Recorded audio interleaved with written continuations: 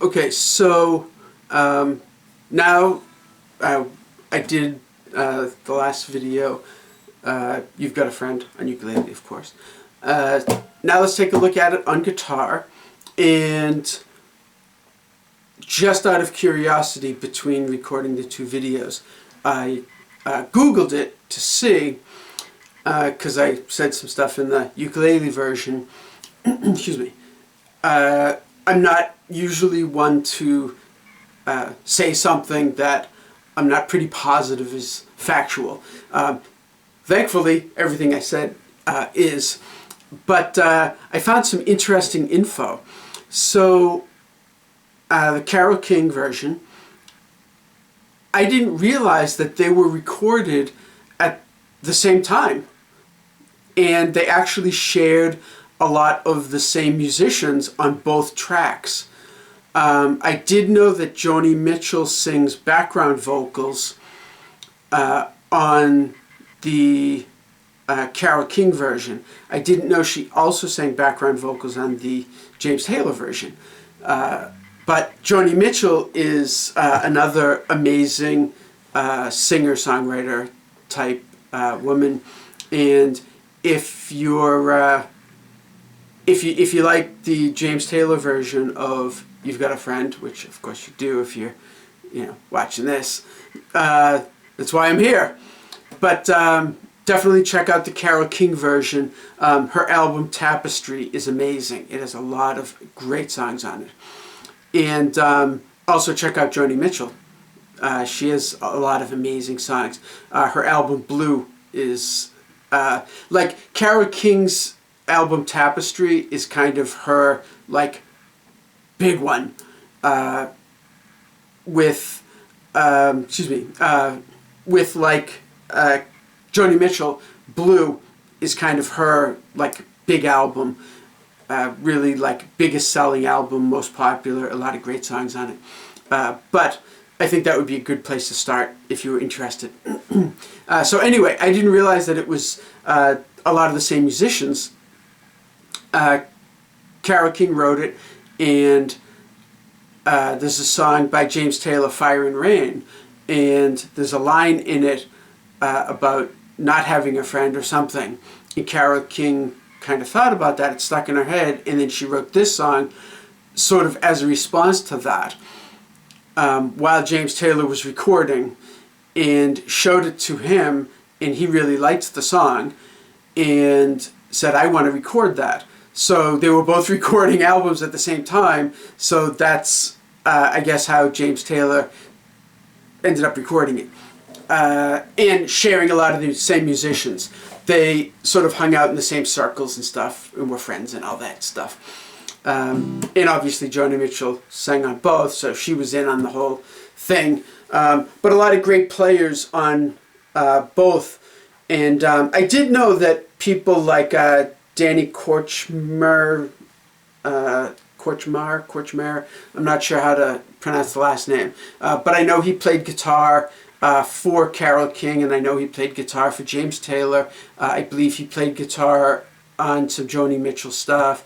He's played with a lot of people. Carly Simon, another great singer-songwriter. But anyway, there's so many. We could just, as you can see with all the CDs, one thing leads to another, and leads to another, leads to another. But anyway, so You've Got a Friend on guitar.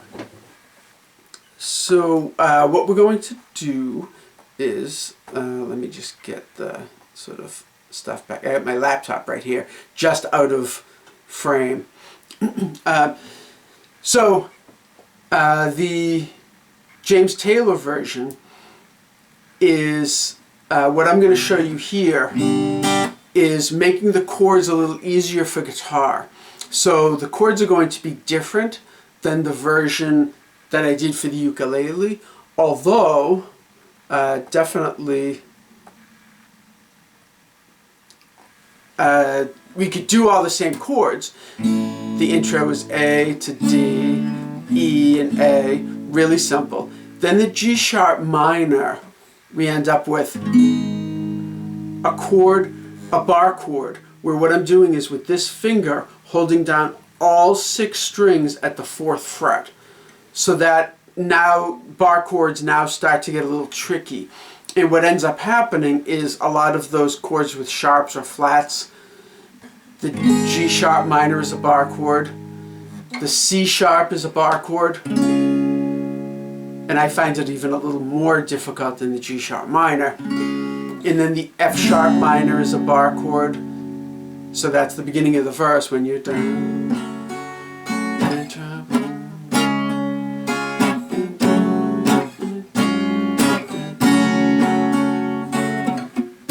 B minor, another bar chord, then E, finally something easier, is going right, is A again. Just close your eyes and think of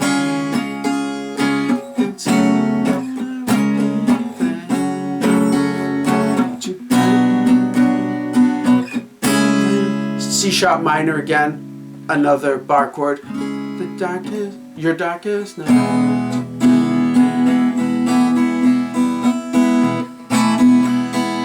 Something like that. So at any rate, it could definitely be done.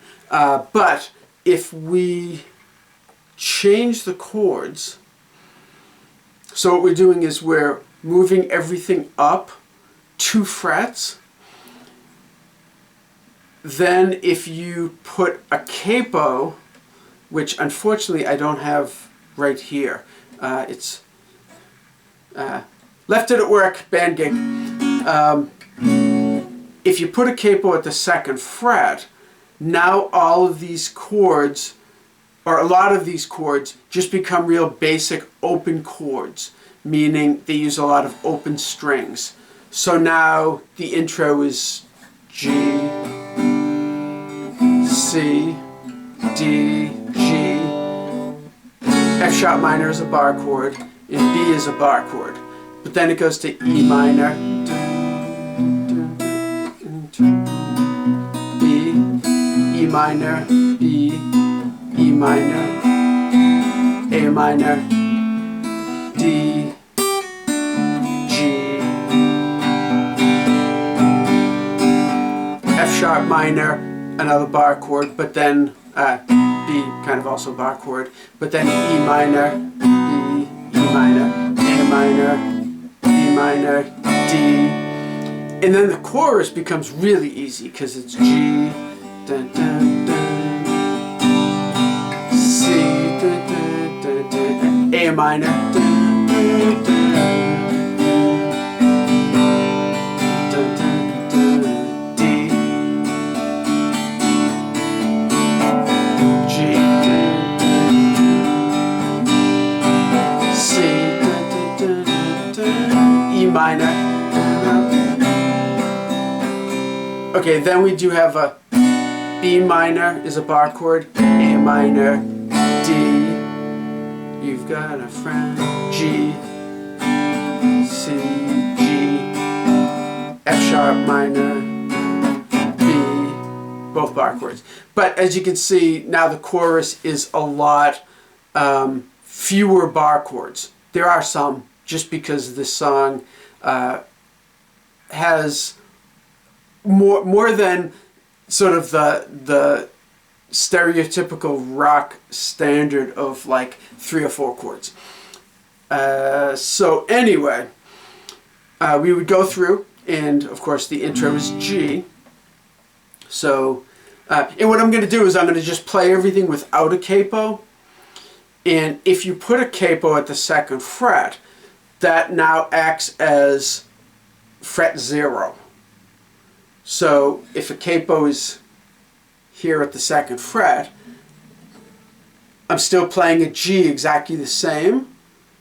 It's just 2 frets higher. So it's 3 frets up from the capo instead of this plastic piece which is called the nut on a guitar.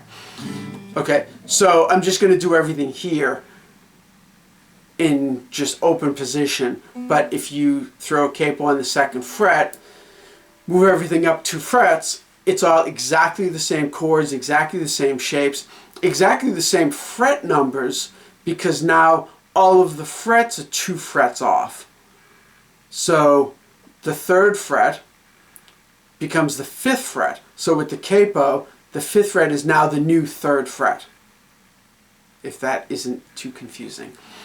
So anyway, so the intro: G, C, D, G, F minor.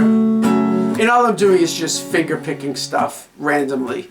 I don't know exactly what he's doing, and it would be like hours to go through every single note that he's picking and where and for all the chords.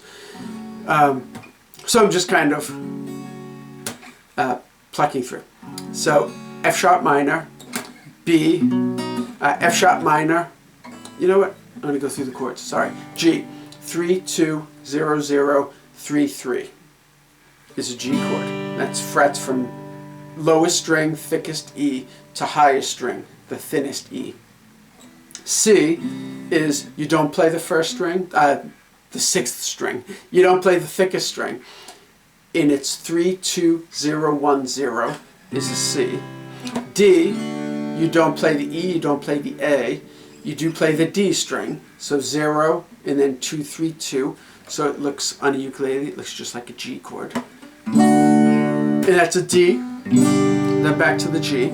The F sharp minor is 2 4 4 2 2 2. So I'm using my first finger to press down all of those 2s. What you can do is just play what you can of any of these chords. So the F sharp minor, you could just play the 3 thinnest strings at the 2nd fret. Okay, then the B would be, the B would be, you don't play the thickest string, then it's 2 4 4 4 2. So again, I'm using my first finger to press down the two frets, the 2 strings at the 2nd fret. But since the strings in between, you end up pressing down all 5 of them anyway. So that's the B. Then E minor is 0 2 2 0 0 0, nice and easy. Then the B again. This is the verse. E minor, B, E minor. A minor, you don't play the thickest string. 0 2 2 1 0. A minor. D, which we already did. G, which we already did. F sharp minor, which we already did. B, which we already did. E minor. B, E minor. A minor. B minor is now you don't play the thickest string, and it is 2 4 4 3 2 is B minor. Brighten up even your darkest night is D.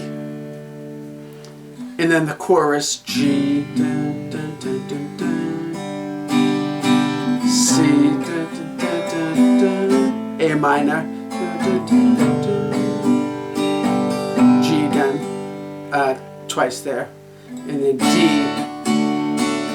again, G, dun, dun, dun, dun, dun, G, C, E minor, C, B minor, A, D, you've got a friend.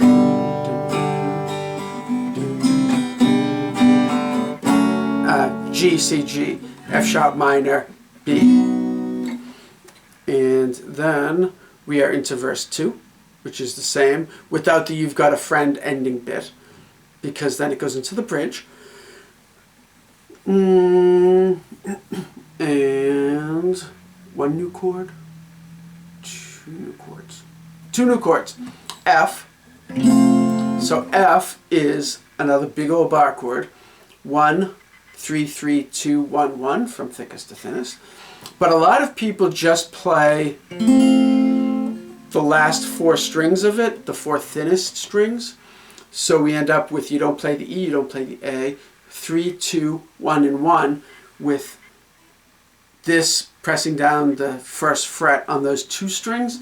So that's called a partial bar. So a lot of people play the F there, or add another string into the mix, the A string at the 3rd fret. So then you end up with 3, 3, 2, 1, 1, or the whole thing. Whatever works. But the bridge, F 2, 3, 4, C 2, 3, 4, G 2, 3, 4, G 2, 3, 4, C 2, 3, 4, F 2, 3, 4, E minor 2, 3, 4, A, which you don't play the thickest string, so it's 0, 2, 2, 2, 0, A, D, D,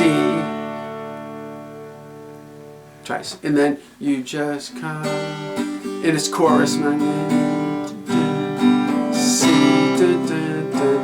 A minor, I come running, G, G, the C again, in the winter, spring, summer, speeding it up, all you gotta do is come.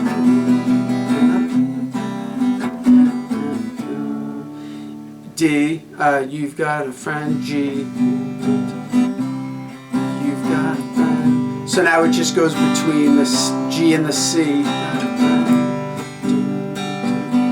And you know, ain't it good to know you've got a friend? Ain't it good to know you've got a friend? Oh yeah, you've got a friend. And ending on the G. And there we are. That's the song for guitar. And again, excuse me, everything works, chord-wise and everything. If you want to do it in the key that James Taylor is actually recorded it in, you want a capo at the 2nd fret and just move everything up. So again, like an E minor chord, 0, 2, 2, 0, 0, 0. If we put a capo at the 2nd fret, I'm trying to see if you can see that.